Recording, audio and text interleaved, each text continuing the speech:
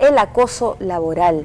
A veces entramos con toda la ilusión a un nuevo trabajo y nos encontramos con personas que fuera de contribuir y ayudar para su organización, para el crecimiento de su organización, más bien van poniendo zancadillas en el camino, van poniendo cabes, hay un clima terrible, un clima insoportable, con mucha envidia, muchos celos, el acoso laboral. Hay que estar atentos a las conductas, hay que estar atento al por qué te dicen algo y tú tienes que analizar bastante eso, ¿no? Porque algún motivo debe haber, pero lo vamos a desarrollar en el programa. Estamos con Héctor Palomino, que es psicólogo organizacional. Bienvenido, doctor. ¿Cómo estás? Bienvenido. Gracias por la invitación. Es cierto, ¿no? A veces una palabrita puede cambiar tu estado de ánimo en el trabajo. Sí, efectivamente, se ha reportado muchas veces este cuadro, digamos, laboral de acoso, se le llama también acoso moral laboral, también se le denomina mobbing por su denominación en inglés, y es básicamente la actividad de hostigamiento, de perturbación de un trabajador o varios trabajadores hacia una persona o varias, obviamente en el entorno siempre laboral. Tipo bullying, pero aplicado en el trabajo. Exactamente, muchas personas hacen esa comparación y es cierto, porque en el acoso laboral lo que ocurre es que inclusive se ha tipificado como 3 tipos de acoso laboral. El acoso laboral vertical descendente, que es el más conocido, que es un jefe que hostiga a alguien que tiene un puesto menor.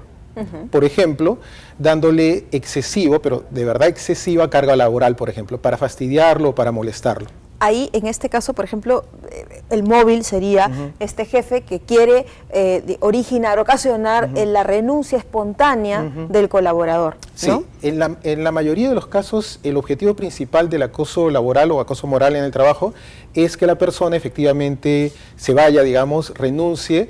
Por voluntad propia. Por voluntad propia, ¿no? Simplemente por molestarlo o por el hecho de no pagarle una indemnización. Como sabemos, cuando se despide a una persona, la empresa está obligada a darle una indemnización. Pero solamente cargarle de trabajo sería una forma. No. Y si no le doy nada de trabajo y lo tengo ahí a un costado. Exactamente. En realidad, cuando hablamos de acoso laboral, es una situación muy amplia. Voy a poner algunos ejemplos. Tú lo has señalado. Ya hemos hablado de darle excesiva carga laboral. Podemos no darle carga laboral, por ejemplo, para aburrir a la persona, para cansarla. Darle, por ejemplo, actividades sobre las cuales la persona está sobrecalificada. Es decir, una persona que tiene una profesión y 2 maestrías, lo pones a sacar fotocopias o algo por el estilo, ¿no es cierto? Entonces la persona obviamente se molesta, se fastidia, se agota. Sin embargo, también podemos hablar, por ejemplo, del hecho de llevar a la persona, por poner un caso, a un área de la empresa física que lo moleste, ¿no? Digamos, un área en donde haya mucho ruido, por ejemplo, llevarlo a un sótano, ¿no? Decir, bueno, te cambiamos de oficina, te mandamos al sótano donde no están las condiciones, ¿no? O al costado del baño. Por ejemplo, hostigarlo con el tema salarial, ¿no? Es decir, no pagarle a tiempo, demorarle el pago. Ahora, yo les decía inicialmente que no solamente inclusive hay el acoso del jefe hacia el subordinado, digámoslo así, sino también existe el acoso lateral, es decir, miembros del equipo, personas del mismo rango aproximadamente, que se unen, ¿ya? Para hostigar, fastidiar a una persona. Por ejemplo, para calumniarla, chismear detrás de él, etcétera, ¿no? E inclusive, pero menos frecuente, es el acoso vertical ascendente, es decir, gente que se une para hostigar a un jefe o a su jefe.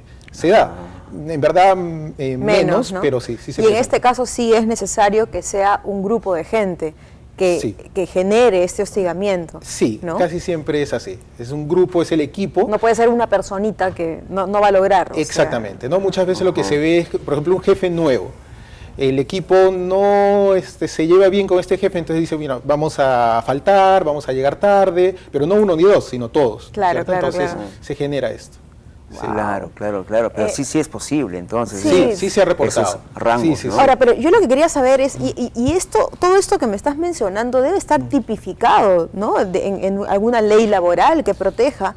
Sí, hay una ley de productividad y de competitividad que efectivamente menciona el acoso laboral. Claro. Sí, efectivamente. Y da algunas y me salidas. imagino que también mencionando estos ejemplos puntuales también, ¿no? Sí, desde luego, sí, efectivamente. Se menciona el tema salarial, se menciona el tema, por ejemplo, inclusive de trato interpersonal.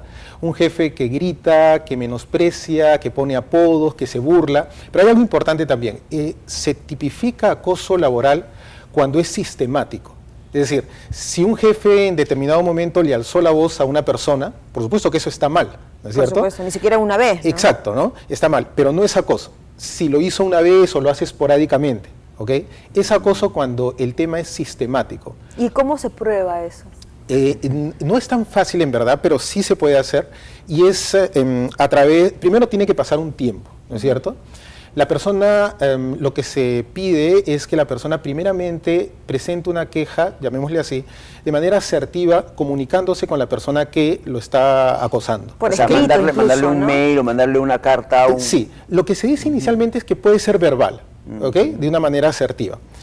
Claro, la pregunta es qué pasa si sigue el acoso, ¿ok? Efectivamente, las empresas que tienen buenas prácticas de recursos humanos deben tener inclusive en su reglamento interno, digamos, el canal para que la persona pueda presentar esa queja ya formal por escrito. Inclusive hay empresas que tienen un formato. La persona va a recursos humanos y pide el formato de acoso laboral y de una manera oficial comunica a la empresa que está siendo maltratado, acosado laboralmente por algún otro trabajador o por su jefe. Ahora, claro, la pregunta también sería, ¿y qué pasa si, porque también sucede, qué pasa si la empresa no hace caso a eso? O si no tiene, no cuenta con un O si no tiene, departamento exactamente, de no recursos tiene humanos, un área de recursos humanos, efectivamente ya ahí se va a un nivel judicial, en verdad, ¿ok? En donde la ley lo que ve es que si se comprueba esto del acoso, ¿okay? El trabajador tiene dos alternativas. Se multa a la empresa, dicho sea de paso, se le da una multa. Seguir en el trabajo, la persona si desea, obviamente se sobreentiende que ya no va a ser acosada, o puede romper la persona el vínculo laboral. Pero en este caso, como castigo para la empresa, a pesar que es el trabajador quien rompe el vínculo laboral, tiene que indemnizarlo. Como si lo estuviera despidiendo, digamos. Eso es en cuanto a una empresa, Sí. pero cuando son trabajos independientes también funciona el acoso. ¿Te refieres a trabajos independientes que se... En un mercado, por supuesto. no sé, pues en un taller de carpintería que no cuenta con una empresa, sino es un Sí. taller simple, también sucede, y ahí también tienen opción a reclamar o a dar una denuncia. Sí, por supuesto. Claro, en tanto hay un vínculo laboral, sí hay esta situación. Porque muchas veces se resuelve de otra manera. Sí. Me aburren, me botan, me voy. Sí, Y a buscar efectivamente. otro trabajo, pero no saben que hay un derecho que hay que reclamar. Así es, así es. Y también, como ocurre en otras situaciones, ese acosador, esa persona que ha abusado de alguien, que se ha burlado, etcétera, ya muy bien, logra que esa persona se vaya. Pero eventualmente sigue acosando a otra persona o a alguien que no le haya caído bien, digamos, o que quiere que se vaya también. O sea, también tiene relación con rasgos de personalidad. Entonces, esa persona que maltrata al otro, obviamente no va a maltratar a uno en toda su vida, ¿no es cierto? Lo más Varios. probable es que maltrate a otros también. Entonces hay que sentar, digamos, esas bases, porque tiene consecuencias, obviamente, la persona. Ahora, de todos los ejemplos que tú citaste en un inicio, también hay otras situaciones que escapan a estos ejemplos, porque el acoso puede ser muy sutil, ¿no? Puede, digamos, ser muy sutil o de repente de manipulación, ¿no? Como por ejemplo, cuando presenté el bloque, a veces un área depende de otra, ¿no? Entonces, esta persona que está a cargo de esta área le pone zancadillas, le pone cabes, no le facilita el trabajo a la otra persona. ¿Esto también se puede interpretar como acoso?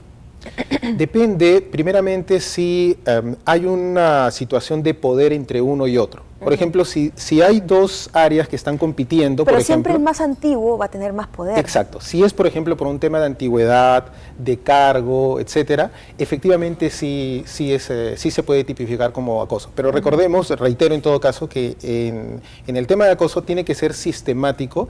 La ley no señala cuánto tiempo, pero estamos hablando de semanas o meses, ¿ya? Sistemático, con intención de molestar a alguien, ¿ya? Y específicamente a una persona o un grupo de personas. Por ejemplo, si en una empresa tienen una mala práctica de no pagar los sueldos a tiempo a todas las personas de la empresa. Eso no es acoso. Está mal hacer eso, por supuesto. Es una mala práctica. Exactamente. Es una mala práctica laboral. La empresa no es puntual en pagar su sueldo. Es una mala práctica laboral. Pero ¿qué ocurre si 1, 2, 3 personas de 200, de 2000, okay, que solamente tienen eso? Ahí sí estamos hablando de un acoso laboral. Claro que perfecto, sí. Héctor. Gracias. El tiempo es cortísimo en televisión, pero igual ya sabemos que es un derecho que hay que reclamar cuando sufrimos porque hay algunas consecuencias psicológicas, sociales del acoso. Entonces, desde luego que es un problema a tratar siempre y a tener en cuenta en las empresas. Qué bueno haberlo puesto efectivamente sobre el tapete, haberlo conversado contigo, Héctor, porque las personas que nos están viendo ahora ya saben que sí, por lo menos está contemplado en la ley, que se puede llegar incluso a términos judiciales y que esto pues no puede quedarse así nomás. Muchísimas gracias. Gracias. A ustedes las gracias. Bueno, y las gracias a ustedes también por habernos acompañado el día de hoy. El programa se nos fue volando, pero no se olviden que tenemos correos donde nos pueden escribir, ¿verdad, Gus? Así es, estamos en el correo bienporcasa@tvperú.gov.p y en el Facebook, Bien por Casa, nos buscan, nos escriben, respondemos, nos vemos, chao.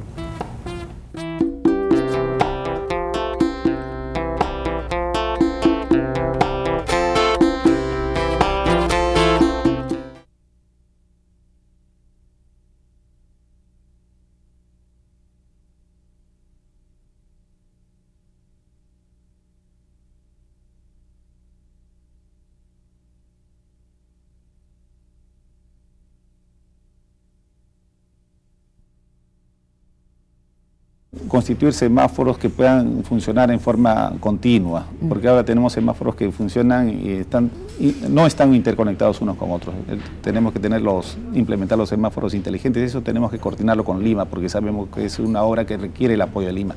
Y eso sí, ordenar también las vías internas de las urbanizaciones que están en total abandono. Ahí tenemos que hacer un trabajo intenso de reparación de pistas y veredas, que seguro que nos va a demorar un par de años por lo menos, pero lo tenemos que hacer. Muy bien, entonces estaremos pendientes y esperemos que San Luis se ponga más bonito.